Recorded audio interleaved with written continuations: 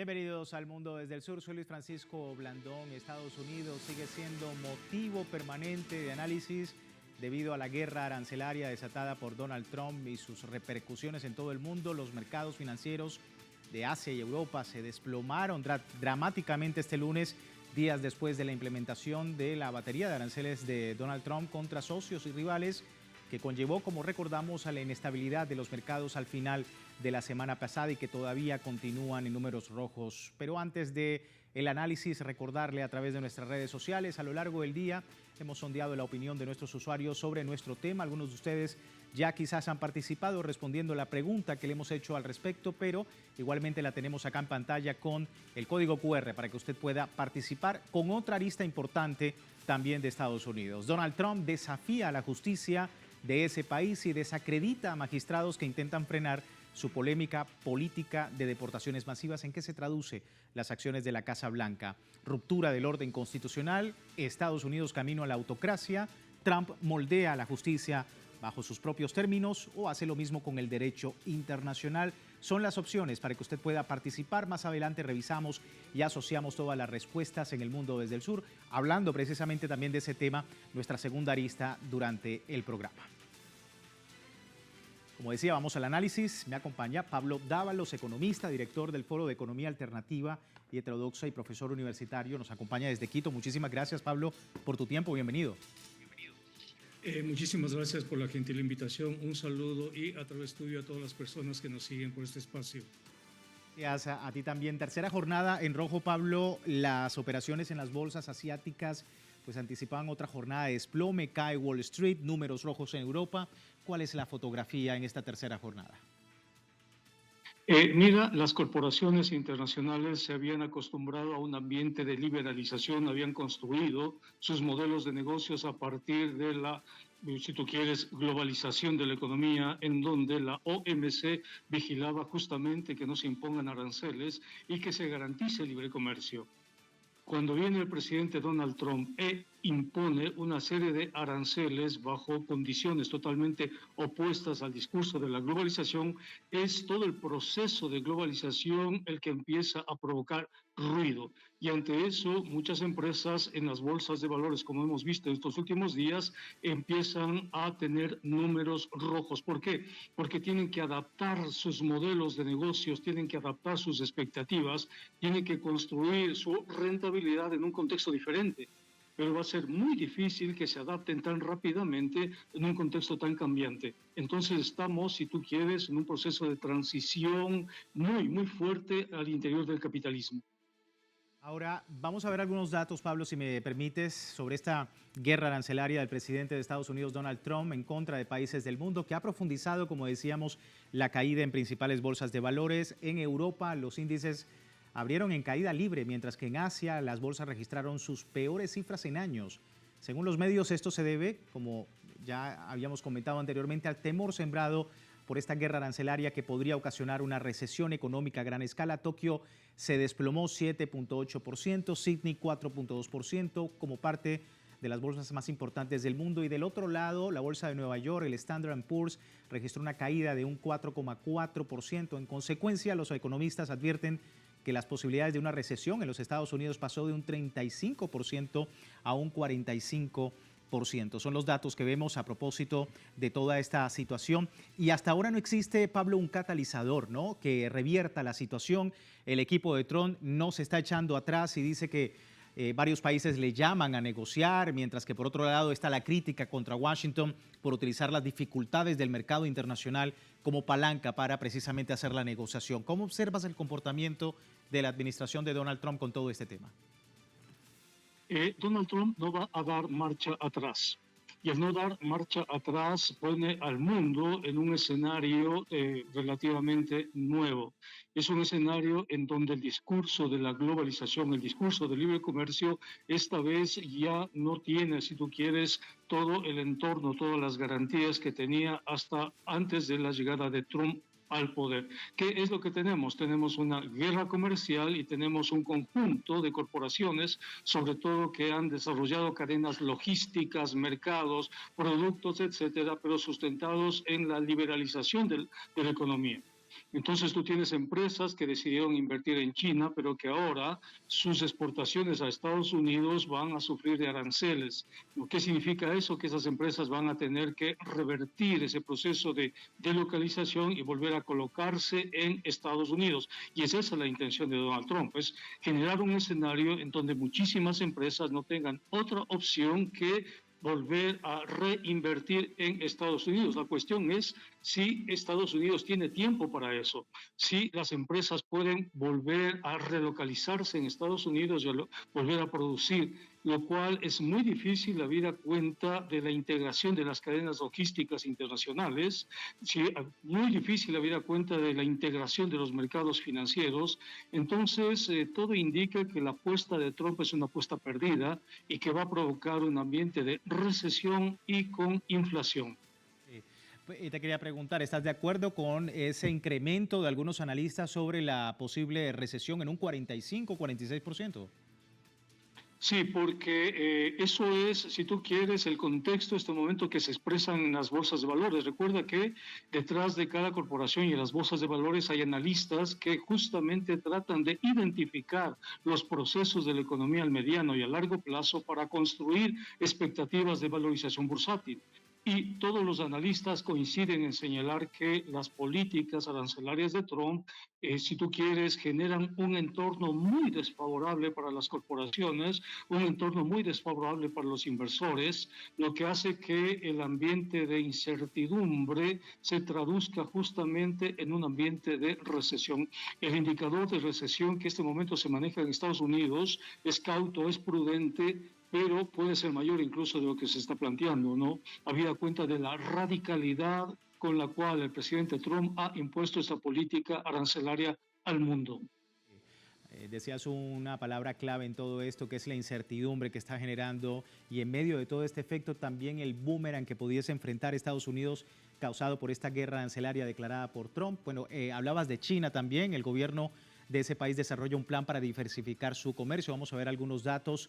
Y recordamos, en comparación a Estados Unidos, China representa cerca de un 14% del comercio global de bienes, mientras que Estados Unidos solo capta el 11%, porque resulta que el 85% de las exportaciones de China van al resto del mundo, no únicamente a Estados Unidos, que solo el 14,1% va destinado a ese país norteamericano. Por supuesto, esto significa que China no depende en gran medida de Washington para vender, al contrario, le vende más al mundo que a Estados Unidos. Es por esto que precisamente la estrategia de Beijing se basa en devaluar su moneda para ser más competitiva, quitar aranceles y abrir mercados para así diversificar sus socios. Quería hablar precisamente contigo de esto, Pablo, porque el presidente estadounidense ya exigió a Beijing que retirara sus medidas de represalia antes del 8 de abril para no enfrentar nuevas sanciones, la suspensión de diálogos bilaterales y, por supuesto, un incremento aún mayor en toda esta guerra arancelaria. ¿Cómo estás viendo también el escenario con China? Bueno, de una parte tú tienes efectivamente un ambiente donde están los estados-nación, que es la configuración política de la globalización, pero hay empresas que no necesariamente están, si tú quieres, adosadas al estado-nación, como Tesla, como Apple, por ejemplo, ¿no? Recuerda tú que Apple produce básicamente en Taiwán, ¿no? Recuerda que además esa producción de Apple que produce en Taiwán y en el caso de América Latina en Brasil, esa producción se vende a escala mundial. Entonces, cuando impones aranceles a regiones como lo ha hecho Trump, cambias absolutamente toda la hoja de ruta de esas grandes corporaciones, cambias la logística, cambias las percepciones, cambias el financiamiento. Y si a eso añades el hecho que China es uno de los grandes tenedores de bonos de la deuda de Estados Unidos, conjuntamente con Japón, y China tiene ahí la posibilidad, por ejemplo, de liquidar sus posiciones para fortalecer su moneda nacional o devaluar su moneda nacional, entonces tú tienes un entorno donde la guerra comercial se desborda hacia ambientes monetarios y eso indica que estamos ya en una transición a un escenario totalmente diferente a la globalización. Un escenario donde, sobre todo Trump, que es la economía más importante del mundo, la economía norteamericana, decide cambiar abruptamente las reglas de juego cuando el mundo estaba acostumbrado y había trabajado durante aproximadamente 4 décadas con reglas de juego que tenían que ver con la globalización. ¿Qué va a pasar con esa transición? El golpe que ha hecho Trump, el cambio de timón que ha hecho Trump, ¿cómo va a afectar a todas las economías? ¿Cuáles son las regiones ganadoras y perdedoras? Porque si Trump gana, puede significar una reinversión para su país. Pero si Trump pierde en esta apuesta, puede significar el inicio del fin del poderío estadounidense. Sí, totalmente. Y en ese escenario también está el mundo desde el sur.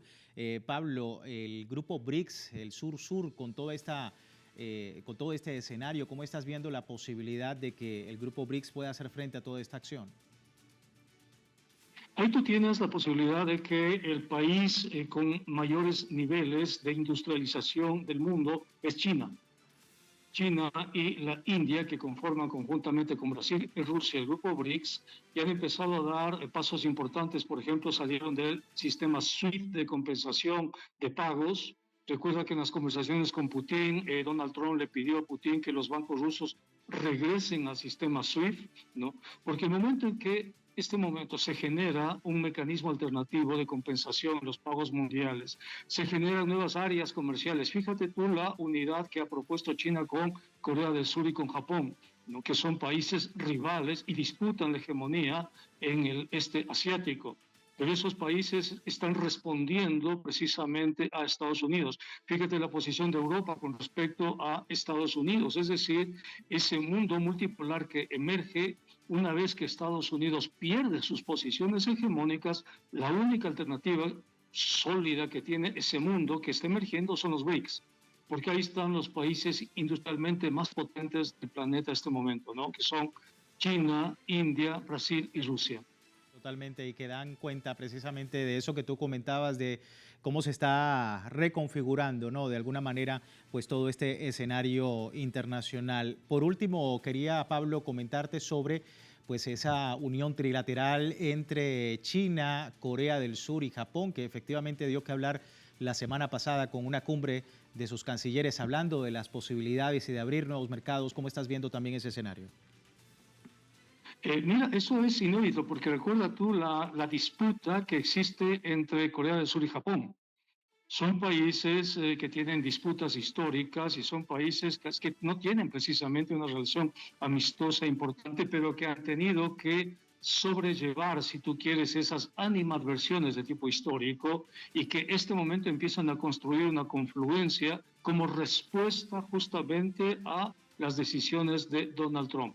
Y mira también el hecho de que Japón, que siempre ha considerado a China como un elemento de rivalidad importante, sobre todo en la zona del este asiático, empieza a tender puentes hacia China. Entonces, estamos hablando de las economías más potentes del mundo. Es decir, no solo tienes los BRICS, sino tienes una especie de reconfiguración del ASEAN que se denominaba eso, pero sin Estados Unidos, ¿no? Poco a poco el mundo se va reconfigurando, se van generando, si tú quieres, nuevos bloques que responden desde sus propias posibilidades a este nuevo entorno que ha sido generado por el presidente Donald Trump. Se entiende el análisis, Pablo. Muchísimas gracias por tu tiempo con nosotros y la audiencia. Gracias.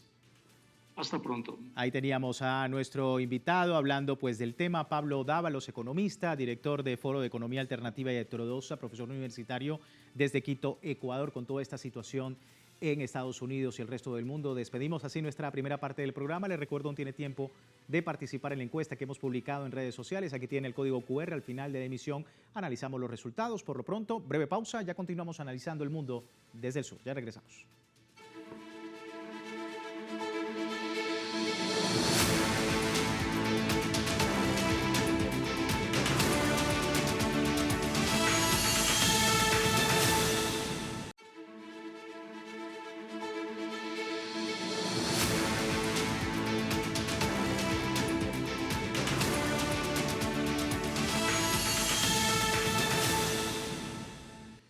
Gracias por seguirnos en El Mundo desde el Sur, analizando lo que está ocurriendo en Estados Unidos, las repercusiones que tienen las decisiones del presidente de los Estados Unidos, Donald Trump, quien amenazó con vetar un proyecto de ley que se interpondría en sus imposiciones de aranceles mordaces. Se trata de un proyecto impulsado por la senadora demócrata Maria Cantwell y el republicano Chuck Grassley, que proponen que el presidente presente al Congreso un informe con las próximas políticas arancelarias a ejecutar, detallando sus posibles efectos en la economía. La medida establece que dichas medidas requerirían la aprobación legislativa dentro de 60 días, de lo contrario expirarían automáticamente. La medida surge en medio de un desplome comercial que sufre Wall Street debido a esta guerra comercial declarada por Donald Trump tras la imposición de sus aranceles, hecho que ha provocado un aumento de tensiones dentro del Congreso sobre el alcance de abuso del poder de Donald Trump al aplicar estas medidas comerciales unilaterales. Sin embargo, ante la moción, la Oficina de Política Administrativa de la Casa Blanca ha argumentado con tono de indignación que esta ley obstaculizaría peligrosamente la autoridad y el deber del presidente en política exterior y seguridad nacional. Así las cosas, vamos al análisis. Lisbeth Meléndez nuevamente con nosotros, analista internacional de políticas estadounidenses, nos acompaña desde Washington, D.C. Muchísimas gracias por tu tiempo nuevamente, Lisbeth, gracias. A tus órdenes siempre. Bueno, veíamos allí precisamente esta, esta propuesta de ley de revisión comercial que propone obligar al mandatario a obtener la aprobación del Congreso antes de imponer aranceles. Tu lectura sobre esto y la posibilidad de que pueda hacer la diferencia en torno a lo que ha hecho Donald Trump en los últimos días. Bueno, yo creo que tenemos que tener en consideración primero que es importante que notemos que esos 7 senadores que están impulsando, 7 senadores republicanos que están impulsando parte de esta nueva acta de revisión de aranceles y comercio internacional, le devuelve al Congreso de los Estados Unidos, tanto a la Casa de Representantes o la Casa Baja y el Senado, la responsabilidad a ellos por la Constitución estadounidense sobre cualquier asunto relacionado a la fiscalía del país. Estas amenazas de la Casa Blanca sobre ellos interrumpir la habilidad que ellos tienen para proteger el país, en realidad es una invención más de una administración que está buscando y creemos efectuar el 20 de abril un tipo de ley que le ayudaría entonces a eliminar todas las libertades civiles en las que se encuentra este país. Estas cosas no están separadas. Los aranceles han sido creados para quitarle autoridad al Congreso, para asustar al resto del mundo y para asegurarse de que Donald Trump tenga control oligárquico y con todas sus amistades sobre una economía no solamente nacional, pero mundial. Y la resistencia debe ocurrir tanto dentro como fuera. Esperemos que este primer paso es quizás un poco de despertar del Partido Republicano sobre el peligro que corren contar personas y obtener un poder total sobre los asuntos del país. Sí. Veremos a ver. Vamos a ver, y justamente también dentro de la justicia estadounidense, pues también ha habido un choque importante. Jueces han buscado hacer frente a las políticas extremistas de Trump y sus deportaciones masivas. Vamos a ver datos, algunas de las órdenes del gobierno de turno han chocado con un muro en los tribunales. Uno de ellos han sido los vuelos de deportaciones, la eliminación del permiso de estancia legal para los venezolanos, el intento de dejar a decenas de miles de menores indocumentados sin defensa legal. En California, una jueza, Araceli Martínez Holguín, ya había congelado temporalmente la intención de Washington de cortar el financiamiento a organizaciones sin fines de lucro que coordinan la defensa de los menores migrantes y que en número se traduce en 26,000 niños indocumentados y sin abogados. A esto se suma que recientemente la Corte Suprema denunció que los migrantes tienen derecho a una audiencia judicial antes de su deportación y que tendrían la oportunidad de impugnar su expulsión, algo que no fue de agrado para el gobierno de Donald Trump. Ha comentado, Lisbeth, el gobierno en varias oportunidades: no me importa lo que digan los jueces, no me importa lo que digan los magistrados, yo voy a seguir con mis políticas sobre la migración. ¿Qué esperar entonces en más? ¿Y cómo estás viendo este choque y si también puede haber alguna diferencia? Bueno, yo creo que tenemos 2 ejemplos en estos momentos que en realidad le dan vida a esos datos que tú presentas. El primero, como tú dices, son todas las declaraciones de la Casa Blanca de que el arma judicial o la tercer arma del gobierno estadounidense es algo que él considera inútil y totalmente sin consecuencia en sus decisiones. Segundo, que si consideramos que durante su última administración él empacó la Corte Suprema de los Estados Unidos de manera en la cual no le darían negación a las Cortes Bajas o no le darían apoyo a las Cortes Bajas sobre la negación ¿cómo decir? El revertir todas esas decisiones que él ha tomado, nos trae entonces un momento otra vez, como te menciono, no solamente el Congreso tratando de agarrar otra vez sus responsabilidades y sus derechos bajo la Constitución, pero la erosión del poder jurídico en este país. Ahora mismo nos encontramos con una decisión tomada el día de hoy por el presidente de la Corte Suprema, o el Chief Justice Roberts, quien te dijo que él puede continuar utilizando el acta del 1800, no me acuerdo qué ahora en estos momentos, sobre los poderes de guerra cuando nosotros ni estamos en guerra con Venezuela, o lo último que yo miré, no estamos en guerra con Venezuela, y todas esas personas que están deportando a El Salvador tienen derecho a sus audiencias jurídicas en cuanto a defenderse, y en particular el caso del salvadoreño que fue deportado por equivocación, el cual la administración de Trump dice que ellos no pueden hacer nada, reconocen que fue una equivocación, pero no pueden hacer nada porque ahora se encuentra bajo la mano del gobierno de otro país. Esos son el hecho de que la Corte Suprema le haya dado el permiso de utilizar el acta militar del 1829 para defender este tipo de supuesta invasión, te demuestra que los pocos movimientos que él hizo durante su primera administración van a tener grandes consecuencias en esta administración sobre cómo nos podemos defender nosotros los ciudadanos viviendo en este país sobre sus agresiones. Sí, quería preguntarte, y era también parte de la pregunta a nuestros usuarios el día de hoy sobre toda esta polémica, el desafío de Donald Trump a la justicia estadounidense, desacredita a los magistrados que intentan frenar las deportaciones masivas. Y decían, por ejemplo, en una de las opciones que esto estaba camino a la autocracia, que, por ejemplo, Trump moldea la justicia a sus propios términos, como lo comentó también una relatora de la ONU, si mal no recuerdo. ¿Tú qué opinas? Pero yo creo que es más que una autocracia. Estamos hablando, no creo que estés hablando de Trump estar moldeando algo a su propia imagen en el sentido autocrático que nosotros lo conocemos.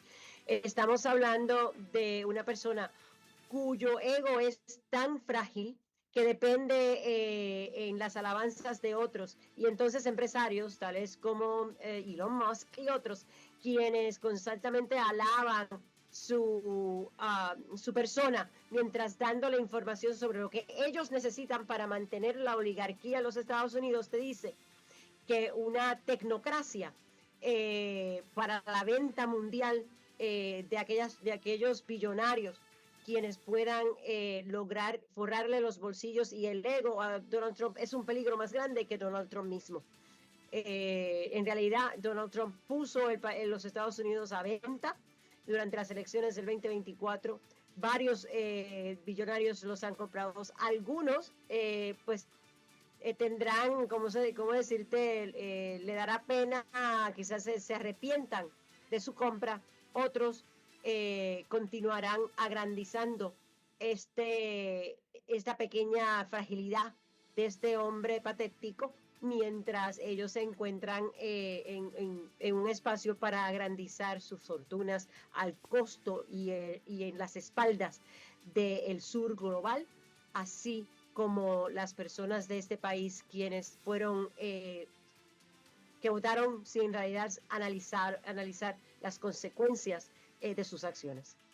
Y con la incertidumbre que se está llevando en todo el mundo sobre el tema económico. Quiero finalizar, Lisbeth, si me permites, con datos de otro escenario también importante en los Estados Unidos. Este fin de semana miles de personas se movilizaban en diferentes ciudades de los Estados Unidos para expresar precisamente el descontento con las políticas impulsadas por el magnate republicano que gobierna desde la Casa Blanca. Se trata de la mayor jornada de manifestaciones hasta el momento.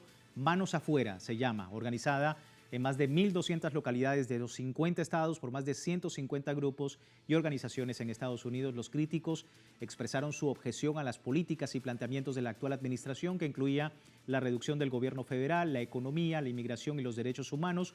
y una de las medidas que destacaron fue el despido injustificado de miles de trabajadores federales, la clausura de oficinas de seguros sociales y ayudas como los AIT, además las deportaciones, como decíamos con nuestra invitada, de miles de migrantes que incluso tenían años viviendo en el país norteamericano. En un momento de creciente resentimiento contra Trump, pues estas concentraciones también se han celebrado en capitales como París, Lisboa, Roma, Londres, además de Canadá y México, movimiento que efectivamente se está extendiendo, Lisbeth, y que también preguntarte qué diferencia puede hacer esta movilización popular. Después de 40 años de estar en el campo de la resistencia en este país, yo te puedo decir a ti que estos momentos son importantes. Porque habiendo participado y habiendo sido testigo de las demostraciones en el área de donde yo resido, que es Maryland, Virginia y el Distrito de Columbia, la capital del país, la cantidad de personas representando diferentes partes del movimiento por cambio social, progresivo, radical en este país, ese levantamiento de personas que quizás en otros momentos no hayan enlazado brazos para mantener un frente unido contra los ataques constantes y alargados de esta presidencia, te dice que hay un despertar. Y si le añades algunos de los temas que hemos hablado hoy, como los senadores y congresistas republicanos levantando las voces en oposición a los reglamentos y a los aranceles y otros tipos de acciones que el presidente Trump está tomando, te está diciendo que poco a poco hay un despertar. Y como sabemos que la resistencia no existe en un vacío,